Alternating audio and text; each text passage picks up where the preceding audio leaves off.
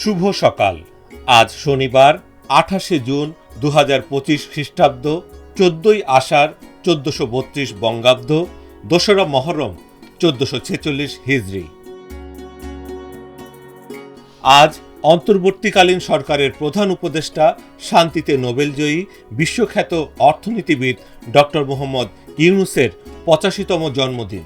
1940 সালের 28শে জুন চট্টগ্রাম জেলার হাটহাজারী উপজেলার বাথুয়া গ্রামে জন্মগ্রহণ করেন তিনি। 1965 সালে doctor Mohammad Yunus Fulbright scholarship নিয়ে যুক্তরাষ্ট্রে যান এবং পূর্ণ বৃত্তি নিয়ে ভ্যান্ডারবিল্ট বিশ্ববিদ্যালয় থেকে 1969 সালে অর্থনীতিতে পিএইচডি লাভ করেন।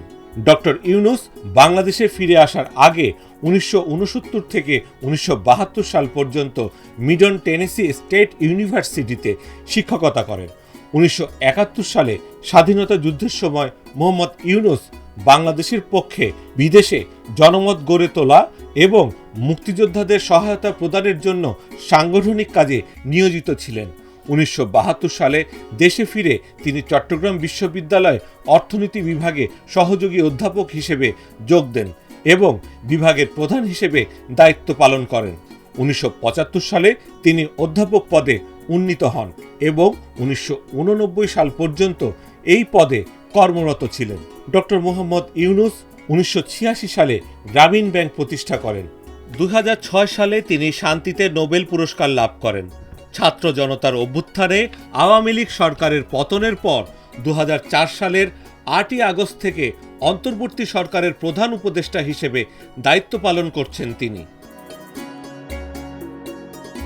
উপমহাদেশের কমিউনিস্ট আন্দোলনের অন্যতম পথিকৃৎ, মহান মুক্তিযুদ্ধের অন্যতম নেতা, প্রবাসী বাংলাদেশ সরকারের উপদেষ্টা মণ্ডলীর সদস্য, বাংলাদেশের কমিউনিস্ট পার্টির সাবেক সভাপতি মণি সিংহের 124তম জন্মদিন আজ।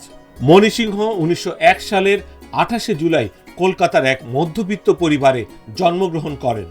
1971 সালে আন্তর্জাতিক অঙ্গনে মহান মুক্তিযুদ্ধের পক্ষে সমাজতান্ত্রিক শিবিরের রাজনৈতিক ও কূটনৈতিক সমর্থন, সাহায্য, সহযোগিতা আদায়ে মণি সিংহের অবদান অবিসংবাদিত।